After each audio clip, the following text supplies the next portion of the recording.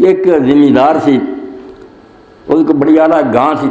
मौत का वक्त वो अब्बे का आया, बरादरी भी बैठी, पंडित जी भी आ गया ब्राह्मण। उन्हें आख्या बई किताबों लिखा बुजुर्गों ने बई जो रूह निकलती तो रस्ते एक नदी आती है, वह नाम ही दस, उस नदी च रूह गोते खाती है तो पार सिर्फ तद होंगी है बई गां दी हो तो गां की पूछ फड़ के रूह पार आती नहीं तो उत्थे डुबती नहीं। गां से नगर भी ये खोनी।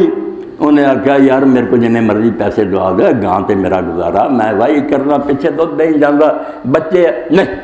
बरादरी भी आख्या तेनों प्यो नहीं बख्शवाउण की लोड़, दे फड़ा। हुण कुछ दिन तो गुजारा होया, जमीन से जावे बेचारा, धुप्पे सड़े, पिछे ना लस्सी ना मक्खन, बहुत सड़िया बड़िया एक दिन पुरानी कौड़ी सी, उदा ही चला गया पंडित दे घर। आओ जी आओ जी, उन्हें आख्या आना उन्होंने किया पंडित जी खोलो ना मेरे घर बन के आओ। आख्या तौबा तौबा तौबा, दान करके तू एक वापस लेना। उन्हें आख्या गल दस मैं गां कितने गां चली गई है, तेरे घर ही बजी है, मेरा प्यो डुबदा तो मैनू सुनिया कर दिंदा, मैं इदा ही पार करा के मुड़ के लिया के घर बन लेंदा। वो किहड़े प्यो को मेरे को गई है।